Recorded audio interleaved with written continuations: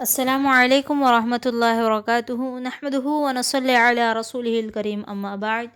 معزز سامعین و سامعات، اللہ تعالیٰ نے رسول اکرم صلی اللہ علیہ وسلم کو کئی معجزات عطا کیے جو کہ آپ صلی اللہ علیہ وسلم کی صدق نبوت پر دلالت کرتے ہیں۔ ان کا ایک حصہ ان پیشن گوئیوں سے تعلق رکھتا ہے جو آپ صلی اللہ علیہ وسلم نے بیان فرمائے اور وہ ہو بہو پوری ہوئی، اور کچھ پیشن گوئیاں وہ ہیں جو اب تک پوری نہیں ہوئی اور ان کے بارے میں ہمارا ایمان ہے کہ وہ یقیناً پوری ہوں گی۔ جو پیشن گوئیاں پوری ہو چکی ہیں ان میں سے چند آج ہم اس ویڈیو میں انشاءاللہ سنیں گے۔ ہم ان پیشن گوئیوں کو دو قسموں میں تقسیم کر سکتے ہیں۔ ایک تو وہ پیشن گوئیاں ہیں جو متفرق واقعات سے متعلق ہیں، اور دوسری وہ پیشن گوئیاں ہیں جو بعض اعمال کے بارے میں ہیں۔ ہم یہ پیشن گوئیاں اس لیے ذکر کر رہے ہیں کہ ان کی روشنی میں ہم اپنی اصلاح کر سکے سامعات۔ اللہ تعالی ہم سب کو اس کی توفیق دے۔ تو لیجئے سب سے پہلے اس ویڈیو میں جن پیشن گوئیوں کو ہم بتا رہے ہیں سماعت کیجئے، جن کا تعلق بعض واقعات سے ہے۔ سب سے پہلی پیشن گوئی ہے، راستے پرامن ہو جائیں گے اور مسلمان کسریٰ کے خزانوں کو فتح کر لیں گے۔ حضرت عدی بن حاتم رضی اللہ عنہ بیان فرماتے ہیں کہ میں رسول اللہ صلی اللہ علیہ وسلم کے پاس بیٹھا تھا کہ ایک شخص آیا اور اس نے فقر و فاقہ کی شکایت کی۔ پھر ایک اور شخص آیا اور اس نے شکایت کی کہ راستے پرامن نہیں ہے اور لوٹ مار عام ہے۔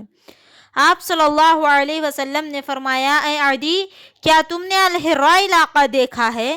میں نے کہا نہیں، میں نے دیکھا تو نہیں، البتہ اس کے بارے میں کچھ نہ کچھ جانتا ہوں۔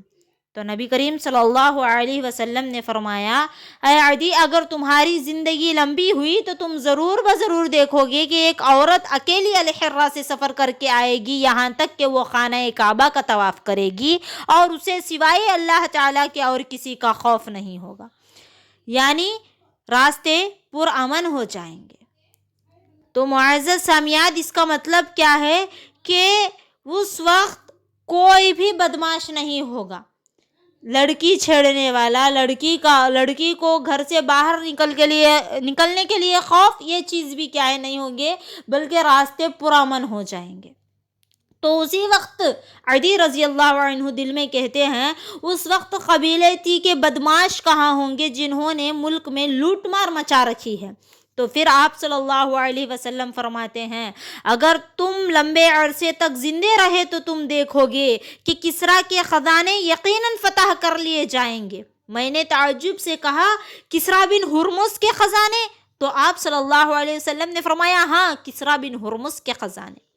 اس کے بعد اگر تم زندگی لمبی پاؤ گے، تمہاری زندگی لمبی ہوئی تو تم یہ بھی دیکھو گے کہ ایک آدمی مٹھی بھر سونا یا چاندی لے کر ایسے آدمی کی تلاش میں نکلے گا جو اسے قبول کر لے، لیکن وہ ایسا آدمی نہیں پائے گا جو اس سے اس کا ایک مٹھی بھر سونا یا چاندی قبول کر لے۔ اور تم میں سے ایک شخص جب اللہ تعالیٰ سے ملے گا تو اس حال میں ملے گا کہ اس کے اور اللہ تعالیٰ کے درمیان کوئی ترجمان نہیں ہوگا۔ بس اللہ تعالیٰ فرمائے گا، کیا میں نے تمہاری طرف رسول نہیں بھیجا تھا جس نے تمہیں میرا دین پہنچایا؟ وہ کہے گا، کیوں نہیں؟ اللہ تعالیٰ فرمائے گا، کیا میں نے تمہیں مال دے کر تم پر مہربانی نہیں کی تھی؟ تو وہ کہے گا، کیوں نہیں؟ پھر وہ اپنے دائیں طرف دیکھے گا تو اسے جہنم نظر آئے گی، اور اپنے بائیں جانب دیکھے گا تو اسے ادھر بھی جہنم ہی نظر آئے گی۔ حضرت عدی رضی اللہ عنہ فرماتے ہیں، میں نے آپ صلی اللہ علیہ وسلم کی پیشن گوئی کو ہو بہو ہوتے ہوئے دیکھا ہے کہ ایک عورت الحراء سے اکیلی سفر کر کے آئی یہاں تک کہ اس نے خانہ کعبہ کا طواف کیا اور اسے اللہ رب العالمین کے اور کسی کا ڈر خوف نہیں تھا۔ اور کسریٰ بن ہرمز کے خزانوں کے فتح کے بارے میں تو میں خود گواہی دیتا ہوں، کیونکہ میں خود وہ فاتحین میں شامل تھا۔ اور میرے بعد جو شخص لمبے عرصے تک زندہ رہے گا وہ یقیناً نبی کریم صلی اللہ علیہ وسلم کی تیسری پیشن گوئی کو بھی، یعنی مٹھی بھر سونے چاندی کے متعلق جو پیشن گوئی تھی اس کو بھی ہو بہو ہوتے ہوئے دیکھ لے گا۔ معزز سامعین و سامعات، اللہ کے رسول صلی اللہ علیہ وسلم نے اس حدیث میں پورے 3 پیشن گوئیاں بیان کیے ہیں، جس میں سے 2 کو پورا ہوتے ہوئے، مکمل ہو بہو حرف بحرف ہوتے ہوئے خود حضرت عدی بن حاتم نے دیکھ لیا ہے۔ اور تیسری پیشن گوئی بھی حضرت عمر بن عبدالعزیز رحمہ اللہ کے دور خلافت میں پوری ہو گئی، جب تمام لوگ نہایت خوشحال ہو گئے اور ان میں سے کوئی شخص مٹھی بھر سونا یا چاندی لے کر نکلتا تو اسے قبول کرنے والا نہیں ملتا۔ اسی طرح رسول اکرم صلی اللہ علیہ وسلم خوارج فرقے کے ظہور کے بارے میں جو پیشن گوئی فرمائی وہ بھی حرف بحرف پوری ہوئی۔ حضرت ابو سعید الخدری رضی اللہ عنہ بیان کرتے ہیں کہ ایک دن ہم رسول اللہ صلی اللہ علیہ وسلم کے پاس بیٹھے تھے اور آپ کچھ مال تقسیم فرما رہے تھے۔ اسی دوران بنی تمیم کا ایک شخص ذوالخویسرہ نامی آیا اور کہنے لگا، اے اللہ کے رسول، آپ عدل و انصاف کرے۔ آپ صلی اللہ علیہ وسلم نے فرمایا، ویلک، تم ہلاک ہو جاؤ، اگر میں عدل نہیں کروں گا تو اور کون کرے گا؟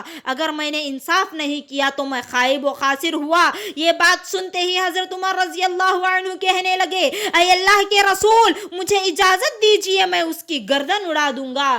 تو اللہ کے رسول صلی اللہ علیہ وسلم نے فرمایا، دعہ، اسے چھوڑ دو، کیونکہ اس کے اور کئی ساتھی ہیں جن کی نمازوں کے مقابلے میں تم اپنی نمازوں کو اور ان کے روزوں کے مقابلے میں تم اپنے روزوں کو حقیر سمجھو گے۔ وہ قرآن کریم کو پڑھیں گے لیکن وہ ان کے حلق سے نیچے نہیں اترے گا، اور وہ دین سے اس طرح نکل جائیں گے جیسے کہ تیر شکار میں سے باہر نکل جاتا ہے۔ تیر کے پھل کو دیکھا جاتا ہے تو اس میں کچھ نہیں ملتا، پھر پھیکان کی جڑ کو دیکھا جاتا ہے تو وہاں بھی کچھ نظر نہیں آتا، پھر تیر کی لکڑی کو دیکھا جاتا ہے تو وہاں بھی کچھ نظر نہیں آتا، پھر اس کے پر کو دیکھا جاتا ہے تو وہاں بھی کچھ نہیں ملتا، حالانکہ تیر شکار کے خون اور لیت کے درمیان میں سے گزر کر آتا ہے۔ پھر آپ صلی اللہ علیہ وسلم نے ان کے بعد نشانیاں ذکر کرتے ہوئے فرمایا ہے، ان کی نشانی یہ ہے کہ ان میں ایک آدمی سیاہ رنگ کا ہوگا جس کا ایک بازو عورت کی پستان کے مانند ہوگا یا تھل تھل کرتے ہوئے گوشت کے لوتھڑے کی طرح ہوگا، اور یہ لوگ اس وقت ظاہر ہوں گے جب لوگوں میں افتراق پیدا ہو چکا ہوگا۔ معزز سامعین و سامعات، حضرت ابو سعید رضی اللہ عنہ بیان کرتے ہیں کہ میں اس بات کی گواہی دیتا ہوں کہ میں نے یہ خود حدیث کو رسول صلی اللہ علیہ وسلم سے سنی تھی، اور میں اس بات کی بھی گواہی دیتا ہوں کہ یہ لوگ حضرت علی رضی اللہ عنہ کے دور خلافت میں ظاہر ہوئے تھے، اور حضرت علی رضی اللہ عنہ نے ان سے قتال کرنے کا حکم دیا تھا، اور میں خود بھی اس میں شامل تھا۔ حضرت علی رضی اللہ عنہ نے حکم دیا کہ اس شخص کو ڈھونڈا جائے جس کا تذکرہ رسول صلی اللہ علیہ وسلم نے بتایا ہے، چنانچہ اسے لایا گیا، یہاں تک کہ میں نے دیکھا کہ اس کا حلیہ بالکل ہو بہو وہی تھا جو کہ رسول صلی اللہ علیہ وسلم نے بیان فرمایا تھا۔ بخاری اور مسلم دونوں میں یہ حدیث موجود ہے میری ماں اور بہنوں۔ معزز سامعین و سامعات، اس واقعے سے ہمیں یہ سبق ملتا ہے کہ بعض اوقات ایک انسان بظاہر بڑا نمازی اور نیک و پارسا معلوم ہوتا ہے، لیکن اپنے باطل نظریات اور غلط عقائد کی بنا پر وہ قرآن مجید کی منمانی تفسیر کر کے دین سے یوں نکل جاتا ہے جیسا کہ تیر شکار کو لگنے کے بعد اس کے جسم سے بڑی تیزی سے نکل جاتا ہے۔ معزز سامعین و سامعات، رسول اکرم صلی اللہ علیہ وسلم نے جنگ بدر سے ایک دن پہلے قریش کے متعدد کفار کے نام لے کر ان کے قتل گاہ کی نشاندہی کی کہ فلاں شخص اس جگہ پر قتل ہوگا، فلاں شخص اس جگہ پر قتل ہوگا۔ چنانچہ آپ صلی اللہ علیہ وسلم کی یہ پیشن گوئی بھی حرف بحرف پوری ہو گئی۔ حدیث جاننا چاہتے ہیں؟ مسلم کی حدیث ہے، انس رضی اللہ عنہ اس کے راوی ہیں۔ وہ خود بیان کرتے ہیں کہ ایک مرتبہ ہم مکہ مکرمہ اور مدینہ منورہ کے درمیان حضرت عمر رضی اللہ عنہ کے ساتھ سفر کر رہے تھے۔ اس دوران حضرت عمر رضی اللہ عنہ نے اہل بدر کے متعلق یہ حدیث بیان کی۔ انہوں نے کہا کہ جنگ بدر سے ایک دن پہلے رسول صلی اللہ علیہ وسلم نے ہمیں آگاہ فرمایا کہ فلاں شخص کل یہاں قتل کیا جائے گا انشاءاللہ۔ پھر حضرت عمر رضی اللہ عنہ کہنے لگے، اس ذات کی قسم جس کے ہاتھ میں آپ صلی اللہ علیہ وسلم کو حق کے ساتھ مبعوث فرمایا ہے، جو جگہ رسول اللہ صلی اللہ علیہ وسلم نے کسی کے قتل کی مقرر کی تھی وہ اس سے ذرہ برابر بھی نہ ادھر ہلا نہ ادھر، یعنی ہو بہو اسی جگہ پر قتل ہو۔ اسی طرح خودکشی کرنے والے شخص کا انجام نبی کریم صلی اللہ علیہ وسلم نے جو بتایا تھا ہو بہو وہی ہوا۔ حضرت سہل بن سعد الساعدی رضی اللہ عنہ کا بیان ہے کہ رسول اللہ صلی اللہ علیہ وسلم اور مشرکین کا کسی جنگ میں آمنا سامنا ہوا اور وہ دونوں فوجوں میں شدید لڑائی ہوئی۔ پھر رسول اللہ صلی اللہ علیہ وسلم اپنی قیام گاہ کی طرف لوٹ آئے اور وہ دوسرے لوگ اپنے ٹھکانوں کی طرف چلے گئے۔ آپ صلی اللہ علیہ وسلم کے اصحاب رضی اللہ عنہ میں ایک شخص ایسا تھا کہ اس کے سامنے مشرکین میں سے جو بھی آتا وہ اس پر حملہ آور ہوتا اور اپنی تلوار سے اس کا کام تمام کر دیتا۔ صحابہ اکرام رضی اللہ عنہم نے اس کی بہادری دیکھی تو اس کے متعلق کہا، جس طرح آج اس شخص کی شجاعت و بہادری کے کارنامے دکھائے ہیں اس طرح ہم میں سے کسی نے بھی نہیں دکھائے۔ رسول صلی اللہ علیہ وسلم اس وقت فوراً کہتے ہیں، اما انہ من اہل النار، خبردار وہ جہنمی ہے۔ تو لوگ پریشان ہو جاتے ہیں اور ایک شخص کہنے لگتا ہے آج میں اس کے ساتھ ہی رہوں گا تاکہ دیکھ سکوں کہ یہ جہنمی کیوں ہے۔ یہ کہہ کر وہ اس کے ساتھ نکل جاتا ہے۔ وہ جہاں رکتا یہ بھی رک جاتا اور وہ جہاں تیز چلتا یہ بھی تیز چلنے لگتا۔ آخرکار وہ شخص شدید زخمی ہو جاتا، چنانچہ وہ صبر نہیں کر سکا اور اس نے اپنی موت کے لیے جلد بازی کرتے ہوئے تلوار کا قبضہ زمین پر ٹکایا اور تلوار کی نوک اپنے دونوں پستانوں کے درمیان رکھ کر اپنے بدن کا پورا بوجھ اس پر ڈال دیا اور یوں اس نے اپنے آپ کو ہلاک کر دیا۔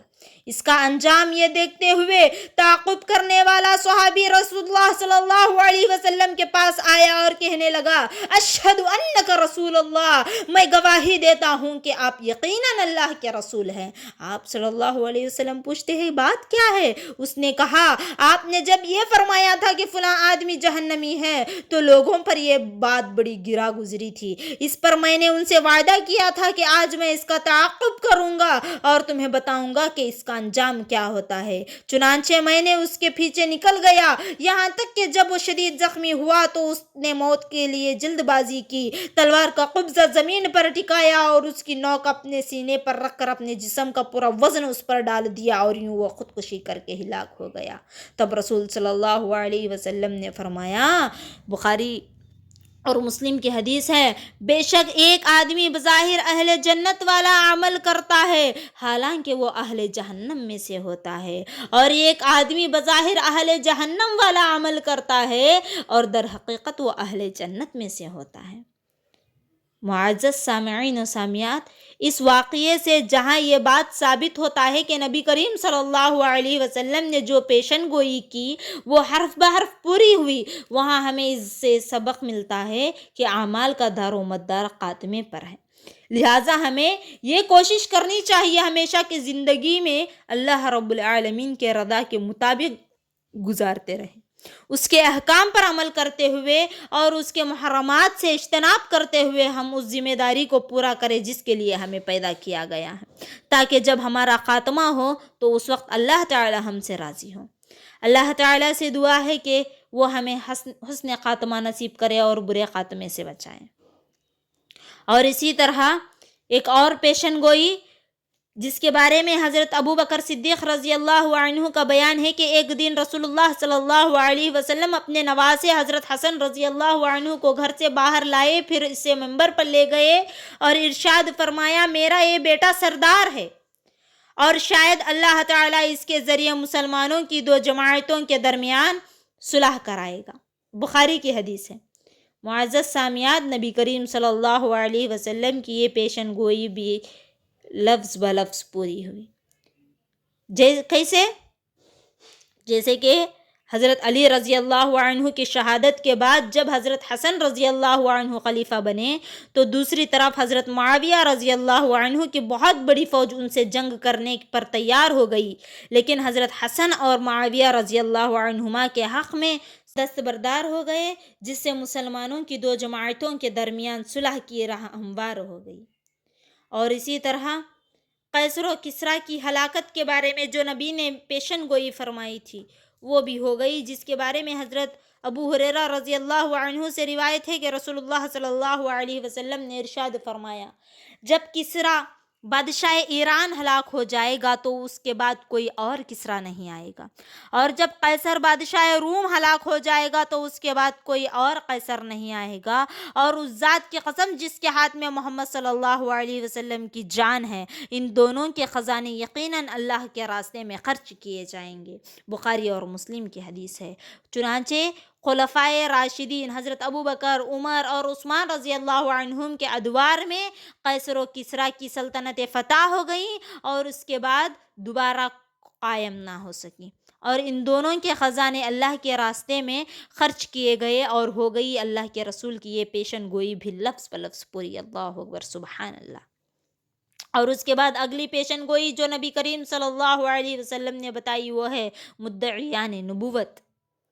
حضرت ابو ہریرہ رضی اللہ عنہ سے روایت ہے کہ رسول صلی اللہ علیہ وسلم نے ارشاد فرمایا، قیامت قائم نہیں ہوگی یہاں تک کہ 30 کے قریب جھوٹے دجال آئیں گے، اور ان میں ہر ایک یہ دعویٰ کرے گا کہ وہ اللہ کا رسول ہے۔ اور حضرت ثوبان رضی اللہ عنہ سے روایت ہے کہ رسول صلی اللہ علیہ وسلم نے ارشاد فرمایا، میری امت میں 30 کذاب جھوٹے آئیں گے، ان میں سے ہر ایک یہ دعویٰ کرے گا کہ وہ نبی ہے، جبکہ حقیقت یہ ہے کہ میں انبیاء کے سلسلے کو ختم کرنے والا ہوں، اس لیے میرے بعد کوئی نبی نہیں آئے گا۔ معزز سامعین و سامعات، ان دونوں احادیث مبارکہ میں رسول اللہ صلی اللہ علیہ وسلم نے جھوٹے مدعیان نبوت کے بارے میں جو پیشن گوئی فرمائی، یہ بھی ہو بہو پوری ہوئی، جبکہ خود رسول صلی اللہ علیہ وسلم کے حیات مبارکہ میں ہی مسلمہ کذاب اور اسود عنسا نے نبوت کا دعویٰ کر لیا تھا، اور اس کے بعد دوسرے بعد آنے بہت سارے کذاب اس طرح پیدا ہو گئے کہ وہ کہنے لگے کہ رسول ہمارے خواب میں آئیں، یہ بتائیں میں اللہ کا رسول ہوں، اللہ نے مجھے نبی بنایا ہے، وغیرہ وغیرہ، نعوذ باللہ، کیا کیا اپنے دعوے کے لیے من گھڑت کہانیاں بنا لیتے ہیں۔ اور اسی طرح معزز سامعین و سامعات، منکرین حدیث کے بارے میں اللہ کے رسول بتائے ہیں۔ حضرت المقدام بن معدی اکرب رضی اللہ عنہ سے روایت ہے کہ رسول اللہ صلی اللہ علیہ وسلم نے ارشاد فرمایا، خبردار، مجھے قرآن مجید دیا گیا ہے اور اس کے ساتھ اس کی مثل بھی۔ خبردار، ان قریب ایک آدمی آئے گا جو سیر ہو کر اپنے تکیے کا سہارا لیے ہوئے کہے گا، تم بس اس قرآن پر ہی عمل کرو، اور تمہیں اس میں جو حلال ملے اسی کو حلال سمجھو، اور اس میں جس چیز کو حرام کہا گیا ہو صرف اسی کو حرام سمجھو۔ خبردار، تمہارے لیے گھریلو گدھے کا گوشت حلال نہیں ہے، اور نہ ہی کچلیوں والے درندے حلال ہیں۔ معزز سامعین و سامعات، لہٰذا جس طرح یہ حدیث میں بیان کیا گیا ہے، یہ پیشن گوئی فرمائی ہے، اسی طرح کچھ لوگ آئیں گے جو صرف قرآن مجید کو حجت تصور کریں گے، اور جس چیز کو قرآن مجید میں حلال یا حرام قرار گیا ہے وہ صرف اسی کو حلال یا حرام مانیں گے، اور جہاں تک نبی کریم صلی اللہ علیہ وسلم کے احادیث مبارکات کے تعلق ہوتا ہے وہ ان سب کو انکار کر دیں گے، اور جس چیز کو ان میں حلال یا حرام قرار دیا ہوگا وہ اسے حلال یا حرام نہیں مانیں گے۔ یہ پیشن گوئی بھی ہو بہو پوری ہوئی۔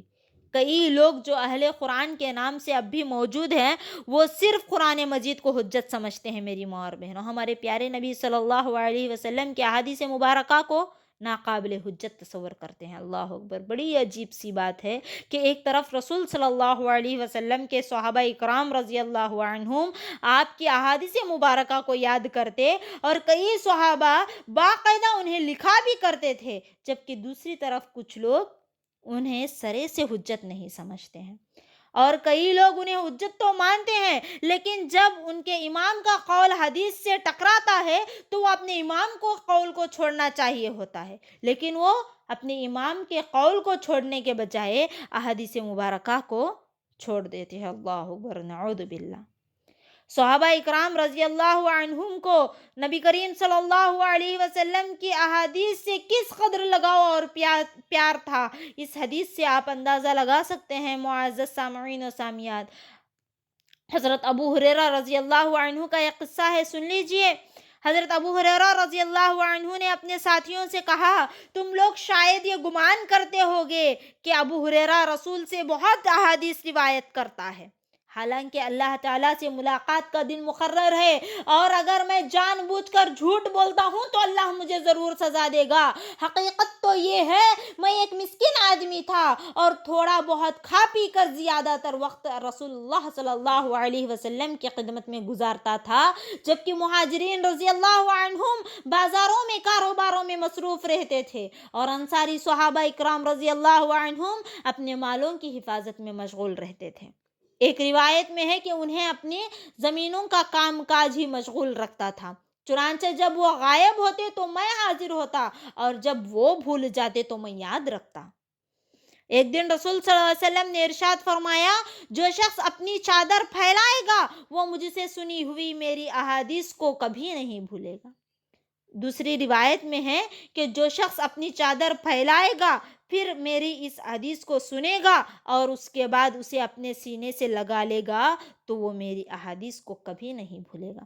چنانچہ میں نے بھی اپنی ایک چادر بچھا دی، یہاں تک کہ آپ صلی اللہ علیہ وسلم اپنی گفتگو سے فارغ ہو گئے، پھر میں نے اسے اپنے سینے سے لگا لیا، اس لیے میں اس دن کے بعد آج تک کوئی حدیث نہیں بھولا ہوں۔ بخاری اور مسلم کی حدیث ہے میری ماں اور بہن۔ صحابہ کی طلب حدیث کے لیے سفرے اگر ہم علم رکھیں گے اس کا تو اپنے آپ پر افسوس ہوگا، شرمندہ ہوگا کہ صحابہ کیا تھے اور ہم کیا ہیں۔ معزز سامعین و سامعات، کئی صحابہ اکرام رضی اللہ عنہم صرف طلب حدیث کے لیے باقاعدہ لمبے لمبے سفر کرتے ہیں، صرف طلب حدیث کے لیے باقاعدہ لمبے لمبے سفرے کرتے ہیں۔ ہم کوئی چیز فلانے شہر میں عام ہو گئی تو اس کے دیکھنے کے لیے اس کے طلب میں لمبے لمبے سفرے کرتے ہیں۔ کوئی کہا کہ فلانا شہر بہت خوبصورت سجا ہے تو اسے دیکھنے کے لیے ہم لمبے لمبے سفرے کرتے ہیں۔ کوئی کہا کہ فلانے شہر میں وہ چیز عام ہو گئی ہے، دبئی بہت مشہور ہو گیا ہے، سعودی عرب بہت مشہور ہو گیا ہے، وہاں کے کھانے پینے کا انتظام بہت اچھا ہے، 7 عجوبے دنیا میں فلانے 7 جگہوں پر ہے، تو ہم ان چیزوں کو دیکھنے کے لیے کیا ہے لمبے لمبے سفرے کرتے ہیں۔ لیکن جب باری آتی ہے کہ ہم دینی علم حاصل کرنے کے لیے جائے تو ہمارا قدم ایک بھی آگے نہیں بڑھتا۔ گھومنے پھرنے کے لیے لمبے لمبے سفرے اگر بازو شہر میں کہیں بیانات رکھے جاتے ہیں تو معزز سامعین و سامعات ہمارا ایک قدم آگے نہیں بڑھتا، بلکہ 100 کامیں کیا ہے ہم پر اسی وقت آ پڑتے ہیں۔ اللہ اکبر، نعوذ باللہ، اللہ ہمیں ایسے چیزوں سے محفوظ رکھے، حفاظت کرے ہم تمام کو، اور قرآن مجید کے احکامات پر اور احادیث مبارکہ پر زیادہ توجہ دینے کا، ان کا علم حاصل کرنے کا جستجو جذبہ اللہ ہمارے دلوں میں پیدا کرے۔ چلے، حضرت جابر بن عبداللہ رضی اللہ عنہ بیان کرتے ہیں کہ مجھے ایک صحابی کے واسطے سے نبی کریم صلی اللہ علیہ وسلم کی ایک حدیث پہنچی، خود میں نے نبی کریم صلی اللہ علیہ وسلم سے نہیں سنا تھا وہ حدیث، لہٰذا میں اپنے اونٹ کو خریدا اور اس پر کچھوا کسنے کے بعد میں اسی صحابی کی طرف روانہ ہو گیا جو کہ ملک شام میں مقیم تھا۔ معزز سامعین و سامعات، یہ کہہ رہے ہیں کہ مکمل 1 ماہ تک سفر کرتا رہا، یہاں تک کہ شام میں پہنچ گیا، شام شہر کو پہنچ گئے وہ صحابی۔ کتنا لمبا سفر؟ 1 ماہ۔ لیکن معزز سامعین و سامعات، یہ 1 ماہ کا سفر کرے تو کیوں کرے؟ صرف اس لیے کرے کہ جو حدیث میں رسول سے نہیں سنا ہوں، دوسرے صحابی سنے ہیں، وہ مجھے دوسروں کے ذریعے سے پتہ چلی ہے تو میں خود ان سے جاننے کے لیے سفر کیا ہوں۔ وہ صحابی عبداللہ بن انیس الانصاری رضی اللہ عنہ تھے۔ میں سیدھا ان کے پاس پہنچا اور میں نے کہا، مجھے مظالم حقوق کے بارے میں آپ کے واسطے سے ایک حدیث پہنچی ہے جسے میں نے رسول صلی اللہ علیہ وسلم سے نہیں سنا، اور مجھے معلوم ہوا کہ آپ نے وہ حدیث براہ راست نبی کریم صلی اللہ علیہ وسلم سے سنی ہے، اور مجھے اس بات کا اندیشہ ہوا کہ کہیں حدیث سننے سے پہلے ہی میری موت نہ آ جائے یا کہیں آپ انتقال نہ کر جائے۔ اللہ اکبر، سبحان اللہ، کیا جستجو تھا ان لوگوں کا۔ انہوں نے کہا، میں نے رسول اللہ صلی اللہ علیہ وسلم سے سنا تھا کہ آپ صلی اللہ علیہ وسلم نے ارشاد فرمایا، لوگوں کو اس حالت میں اٹھایا جائے گا کہ وہ خونوں اور خالی ہاتھ ہوں گے، یعنی وہ اس طرح ہوں گے جیسا کہ وہ ماں کے پیٹ سے پیدا ہوئے تھے۔ پھر ایک پکارنے والا انہیں پکارے گا اور اس کی آواز دور والا بھی اس طرح سنے گا جیسا کہ اسے قریب والا سنے گا۔ آج میں ہی حساب لینے والا ہوں اور کوئی جہنمی اس حال میں جہنم میں داخل نہیں ہو سکتا کہ اہل جنت میں سے کسی شخص کا اس پر حق ہو، یہاں تک کہ میں اسے بدلہ لے لوں گا۔ اور کوئی جنتی اس حال میں جنت میں داخل نہیں ہو سکتا کہ اہل جہنم میں سے کسی شخص کا اس پر حق ہو، یہاں تک کہ میں اس سے بدلہ لے لوں، حتیٰ کہ ایک تھپڑ کا بھی بدلہ لے لیا جائے گا۔ صحابہ اکرام رضی اللہ عنہم نے سوال کیا، بدلہ کیسے لیا جائے گا جبکہ ہم تو اس دن ننگے بدن، غیر مختونوں اور خالی ہاتھ ہوں گے؟ رسول اللہ صلی اللہ علیہ وسلم نے فرمایا، بدلہ نیکیوں اور برائیوں کے ساتھ لیا جائے گا۔ معزز سامعین و سامعات، اسی طرح دوسرا واقعہ حضرت ابو ایوب انصاری رضی اللہ عنہ کا ہے۔ انہوں نے عقبہ بن عامر الجہنی رضی اللہ عنہ کی طرف صرف اس لیے سفر کیے ہیں کہ وہ ان سے حدیث کے بارے میں سوال کرنا چاہتے تھے جسے رسول صلی اللہ علیہ وسلم سے سننے والوں میں ان کے علاوہ کوئی اور صحابی موجود نہیں تھے۔ چنانچہ وہ مدینہ منورہ سے سیدھے امیر مصر حضرت مسلمہ بن مخلد الانصاری رضی اللہ عنہ کے گھر جا پہنچے۔ حضرت مسلمہ رضی اللہ عنہ اس وقت سو رہے تھے۔ حضرت ابو ایوب انصاری رضی اللہ عنہ نے کہا، انہیں جگا دو۔ ان کے گھر والوں نے کہا، نہیں، ابھی نہیں جگاتے یہاں تک کہ وہ خود بیدار ہوں۔ حضرت ابو ایوب انصاری رضی اللہ عنہ نے کہا، نہیں، میں انتظار نہیں کر سکتا۔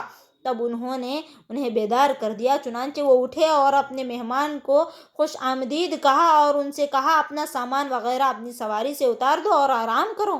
انہوں نے کہا، نہیں، یہاں تک کہ آپ حضرت عقبہ بن عامر الجہنی رضی اللہ عنہ کو بلوائیے، جن سے مجھے ایک ضروری کام ہے۔ چنانچہ انہیں بلوا لیا گیا۔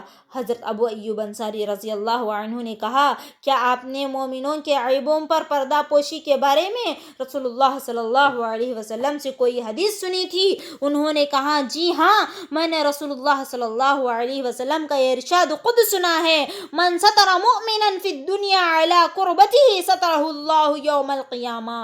جس شخص نے دنیا میں کسی مومن کے عیب پر پردہ ڈالا، اللہ تعالیٰ قیامت کے روز اس کے عیبوں پر پردہ ڈال دے گا۔ حضرت ابو ایوب انصاری رضی اللہ عنہ اپنی سواری کی طرف بڑھے اور اس پر سوار ہو کر مدینہ منورہ طرف روانہ ہو گئے۔ معزز سامعین و سامعات، یہ پیشن گوئیاں تھیں اللہ کے رسول کے جو ہو بہو پوری ہو گئی۔ اللہ کے رسول کے صحابہ کو یہ طلب حدیث کے جذبہ، شوق، ولولہ تھا۔ جو دو واقعات ہم نے آپ کے سامنے رکھے ہیں، معزز سامعین و سامعات، ان پیشن گوئیوں کو مد نظر رکھتے ہوئے ہمیں اپنی اصلاح کرنی چاہیے کہ اللہ کے رسول کی ہر بات سچ ہونے والی ہے، اللہ کے رسول کی ہر بات حق ہے جو کہ ہمیں سامنا کرنا ہے۔ آخر میں اللہ سے دعا ہے کہ اللہ ہمیں اپنی کہی ہوئی اور سنی ہوئی باتوں پر عمل کرتے ہوئے اس کی اصلاح کرنے کی اللہ ہمیں توفیق دے۔ آمین ثم آمین۔ السلام علیکم ورحمۃ اللہ وبرکاتہ۔ اگلا ویڈیو جلد آئے گا۔